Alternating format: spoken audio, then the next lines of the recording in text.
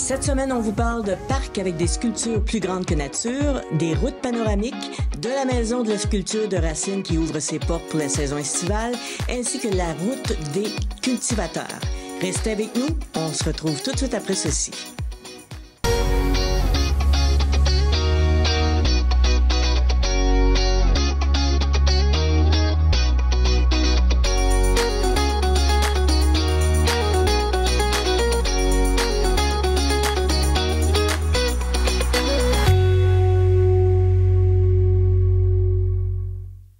Connaissez-vous un lieu où l'art et la nature se rencontrent en parfaite harmonie? Un lieu qui est totalement gratuit et qui est ouvert à l'année? Il en existe un. C'est un parc qui se trouve à Saint-Pie-de-Guire et nous avons le directeur artistique, M. Pierre Tessier, qui nous en parle. Alors, nous sommes en compagnie de M. Pierre Tessier. Bonjour, M. Tessier. Bonjour, madame. Ça va bien? Ah, très bien. Monsieur Tessier, aujourd'hui, vous allez nous parler d'un parc de sculpture qui est quand même assez unique dans notre coin. Oui, je pense que oui, l'unicité, oui, nous acceptons avec plaisir dans cette particularité-là. Effectivement, c'est un parc de sculpture quand même important. Nous, on le pense vraiment. Il couvre quand même 5 hectares. Il y a 1,5 km de sentier. Ah oui? Et tout le long du sentier, veut dire les visiteurs peuvent voir une cinquantaine d'œuvres qui ont été créées au fil des années. Ça fait 25 ans qu'on existe. Donc, la collection, le corpus d'œuvres a été monté au fil des années. Il y a 14 pays qui sont représentés à l'heure actuelle. La majorité, naturellement, c'est des sculpteurs québécois, oui. Professionnels. Donc, c'est des œuvres de grande dimension parce que c'est quand même en pleine nature. Et, bon, le parc est en pleine nature, mais il y a quand même des espaces plus particuliers, un peu comme un musée. En réalité, ça, c'est un grand musée en plein air. Oui. Comment ça a commencé, cette aventure-là, il y a 25 ans? Oui, ça, c'est très intéressant comme question. Moi, je suis sculpteur. Et nous avions eu des expériences semblables de rencontres d'artistes forme symposium à Drummondville, comme il y en a un petit peu partout, de moins en moins, mais quand même. Et donc, à partir de ces expériences-là, moi et mon épouse, qui est artisan verrier, on avait participé à des symposiums et on avait aussi un carnet d'adresses vraiment intéressant. Et surtout, on nous demeura la campagne. Donc, on avait une belle forêt qui évoluait. Au Québec, on a quand même la particularité d'avoir des arbres de belles dimensions. Donc, ça a commencé beaucoup avec des sculptures sur bois. Donc, c'est une aventure de création au début. Et on avait l'endroit pour les exposer. D'ailleurs, l'activité de création est restée. La plupart des œuvres ont été créées par les artistes. Et donc, le parc a évolué en ce sens-là. Maintenant, ça fait maintenant 25 ans. L'année prochaine, on va fêter quand même la 25e année d'opération. Ah bon, d'accord. Et ça, ce qu'il y a de particulier aussi, c'est que les artistes font leurs œuvres sur place. Sur place. C'est ce qui est très, très... D'abord, les artistes, on doit dire, sont très généreux.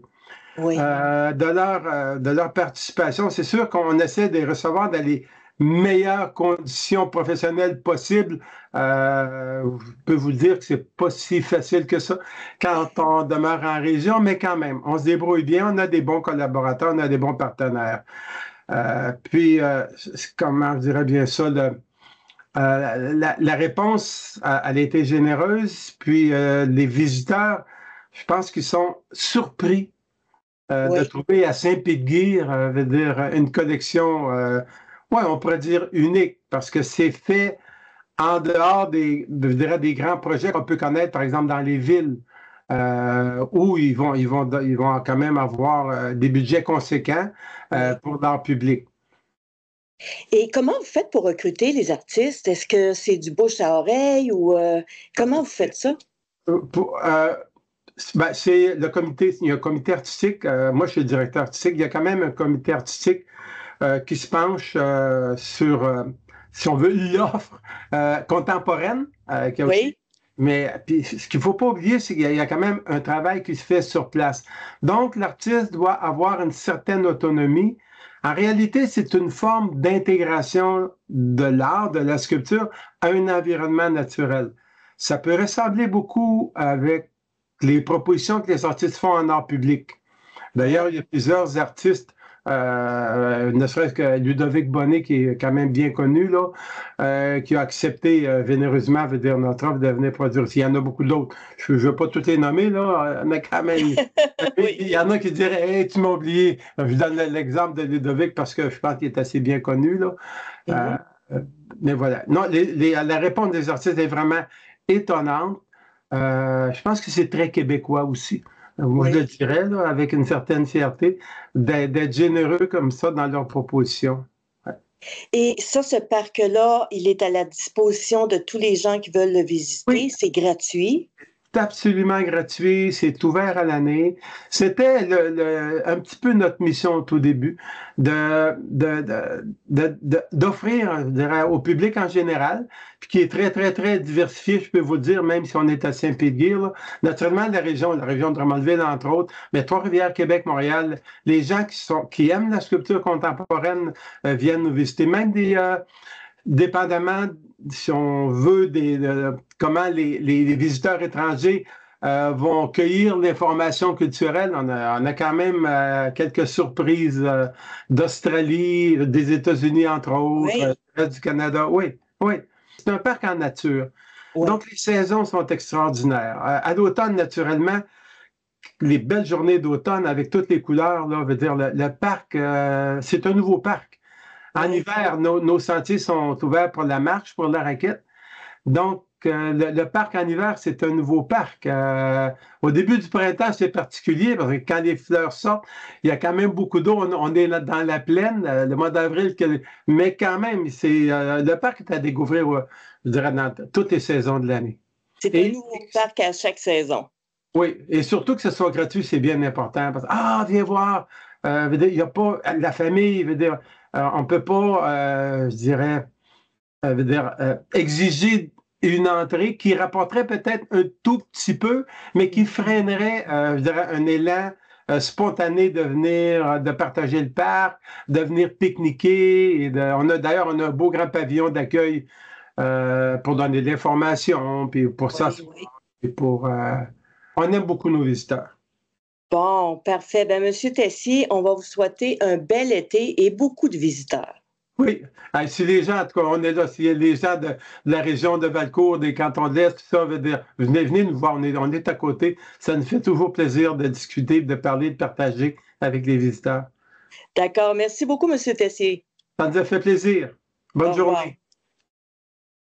Dans la MRC d'Acton maintenant, partez à la découverte de la route des cultivateurs. C'est un itinéraire champêtre d'environ 40 km qui vous ouvre les portes sur les fermes et des paysages à couper le souffle. Au fil de cette route, vous rencontrerez plus de 40 producteurs fiers de leur métier et prêts à partager leur savoir-faire et leur amour de la terre.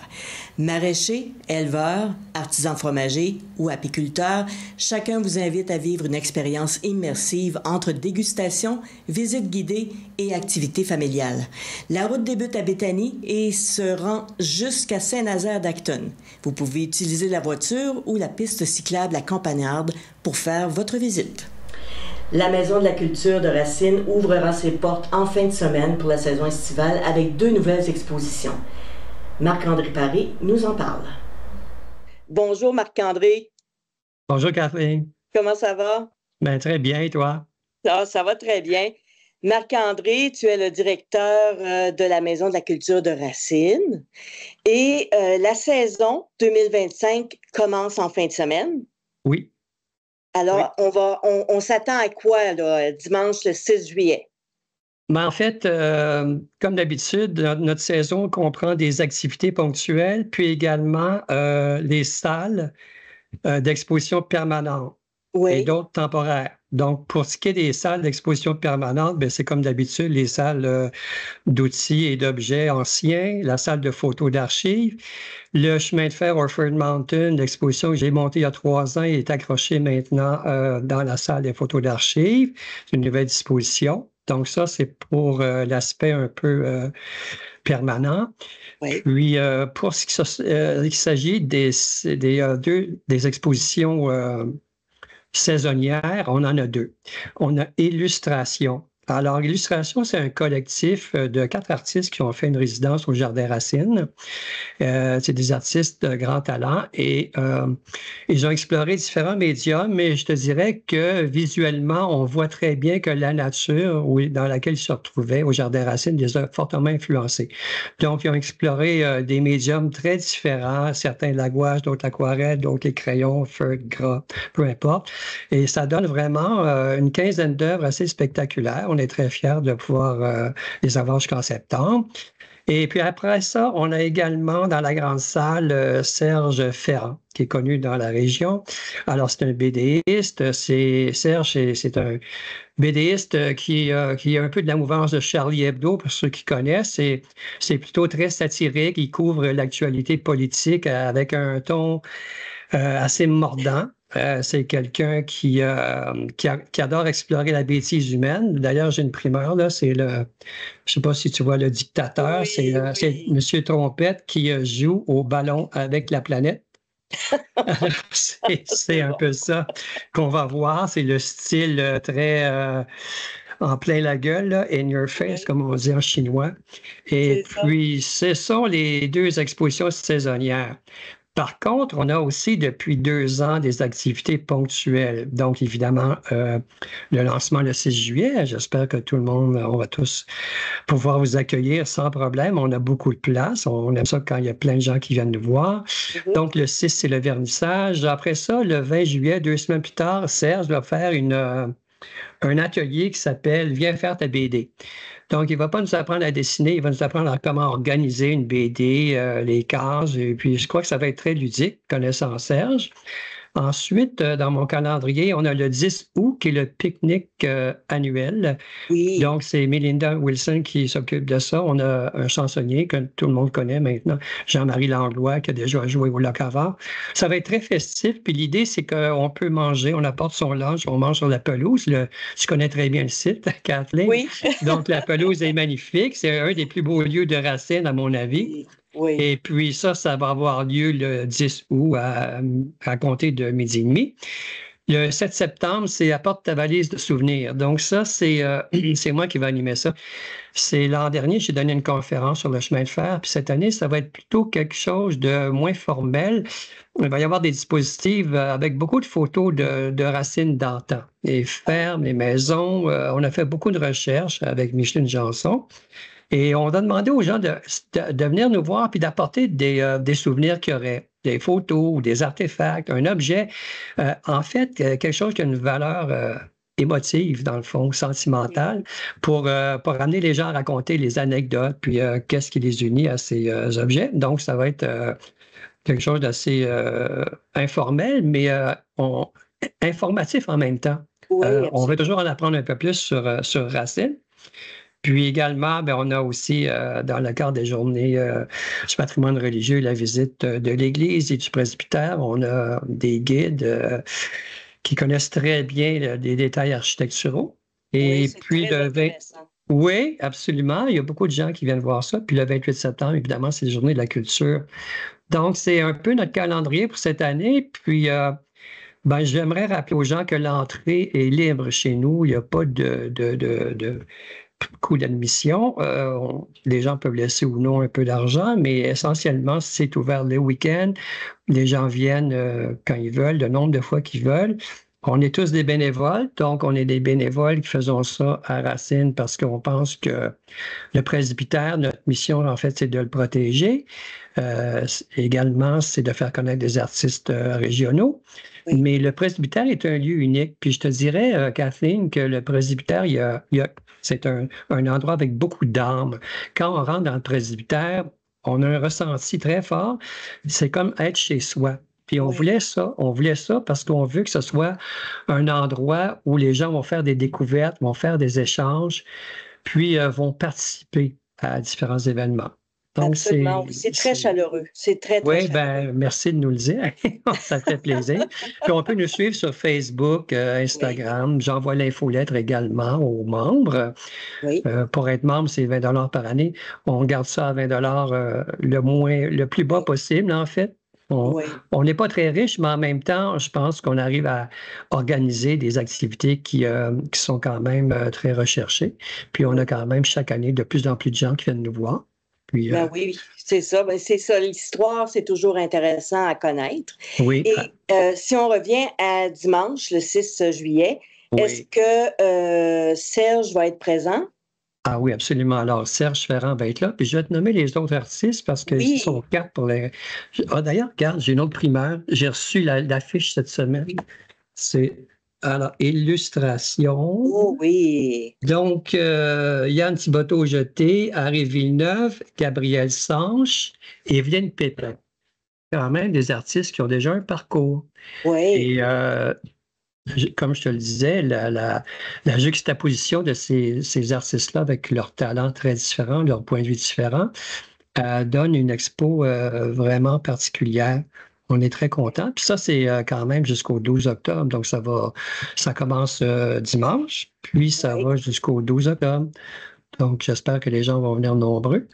Et puis, ça, c'est aussi fait en collaboration avec les Jardins Racines de Philippe Descoteaux-Barrette, qui est quand même un lieu également de plus en plus connu à Racine. Oui. Donc, on fait des collaborations avec Jardins Racines. La semaine dernière, on était chez lui pour Art Jeunesse, qui était un événement vraiment apprécié. Donc, voilà, on participe avec Jardins Racines, mais en même temps, on a notre propre programme, si tu veux. Ben oui, c'est ça, puis c'est super intéressant. Puis comme tu as dit, ça va jusqu'au 12 octobre, donc je pense que les gens ont le temps. Puis quand on a des journées qui pleut, ben, on peut aller quand il fait beau, puis quand il pleut. Ben, on peut venir chez nous le samedi et dimanche. Samedi, c'est Sylvie Bruno qui est là à la bibliothèque. Donc, Sylvie, c'est quand même agréable d'aller voir Sylvie le samedi matin. On a nos fauteuils, elle peut vous proposer des livres. Puis Sylvie a des opinions sur beaucoup de choses. Donc, c'est toujours intéressant. Oui. Puis moi, je suis là le dimanche plus pour faire visiter aussi, le dimanche après-midi, les expos. Puis c'est également ouvert le mercredi soir. Il faut le dire parce que c'est pas trop connu. Sylvie en profite pour garnir les rayonnages de livres. Puis elle est là quand même un bon moment. Là. Donc, tout ça est indiqué sur notre site Facebook, finalement. Oui, c'est ça, exactement. Ben, merci beaucoup, Marc-André. Ça a été un plaisir. Merci d'avoir accepté l'invitation. Alors, on va en savoir un peu plus. On va dire aux gens, le 6 juillet, il ne faut pas manquer ça. C'est à partir de 14h, je pense. Hein? À 14h, oui. Bon, parfait. Ben, merci beaucoup, Marc-André. Puis on va vous souhaiter un bel été. Ben, à toi aussi, Catherine. Merci de l'entrevue. Bonne journée. Bye-bye. Au revoir. Le circuit des sheds panoramiques est un parcours de 150 km qui compte actuellement plus de 9 sheds ou pavillons qui sont répartis dans l'ensemble du territoire du Haut-Saint-François. Ils sont positionnés de façon à vous faire admirer les paysages panoramiques de la région. Chaque shed raconte une histoire unique, tout en vous laissant transporter par la beauté de nos vallées, les monts et les rivières. Que vous visitiez East Angus, Dodswell, Cooksheriton, Wheaton ou La Patrie, vous y retrouverez un shed avec son histoire particulière qui vous offre une vue magnifique sur les plus beaux attraits de la municipalité. Vous pouvez télécharger l'application Balado Découverte qui vous guidera tout au long de votre visite. Vous pouvez également visiter le site Internet qui se trouve au bas de l'écran. Après la route des vins, voici la route des thés à l'anglaise. L'influence britannique a laissé des coutumes dans certains lieux patrimoniaux en Estrie en vous servant le thé à l'anglaise avec ou sans scone et confiture, dans un solarium, sur une véranda, à l'intérieur ou à l'extérieur. De toute façon, votre expérience sera unique. L'itinéraire se trouve sur le site du Chemin des Cantons. Il y a 5 lieux qui vous offrent le thé à l'anglaise. Vous pouvez visiter le site à l'adresse que vous voyez dans le bas de l'écran. Avant de vous quitter, nous vous présentons un court reportage sur le gîte des oies situé à Roxton Falls. Bon week-end, on se retrouve la semaine prochaine.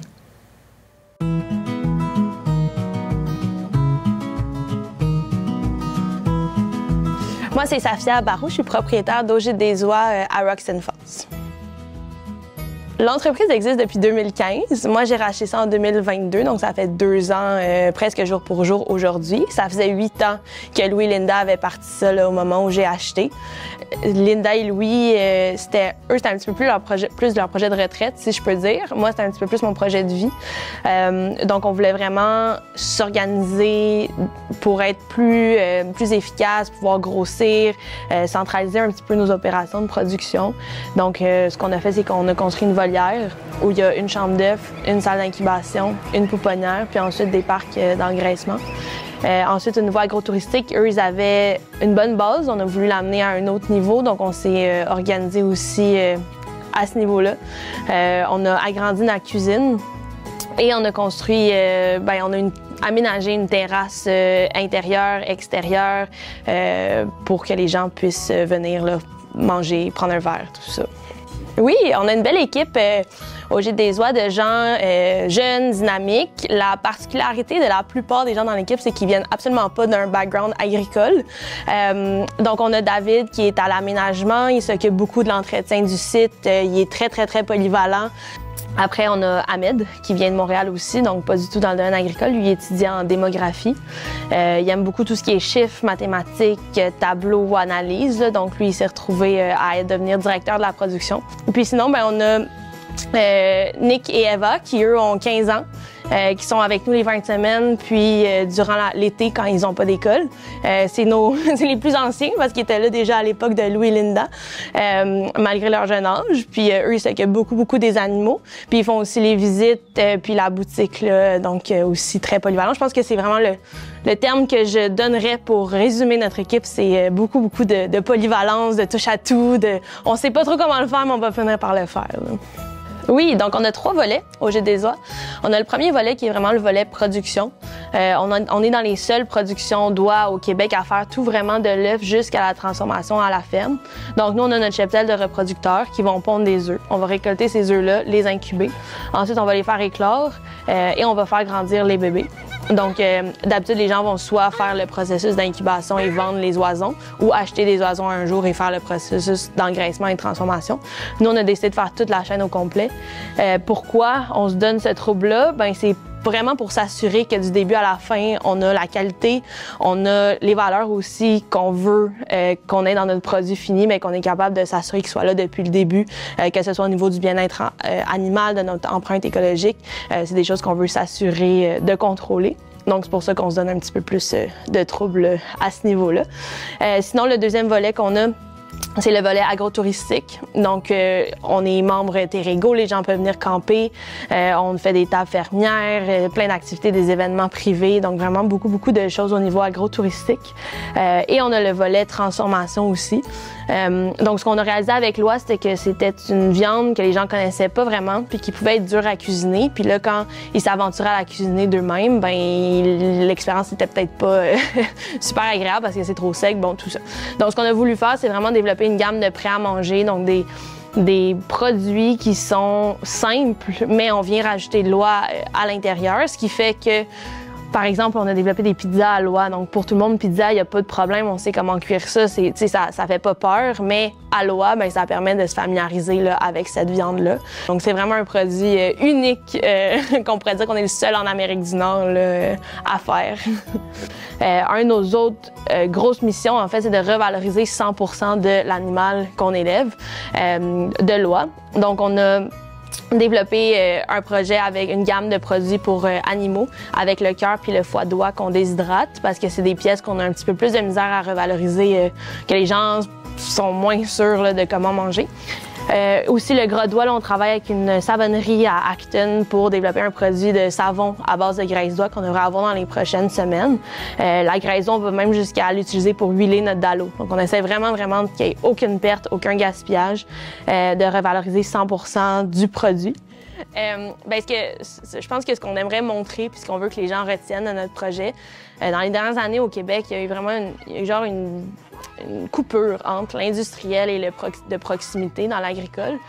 Puis nous, ben, autant on veut être gros, on veut être rentable, on veut faire de la croissance, on veut un élevage optimisé, automatisé.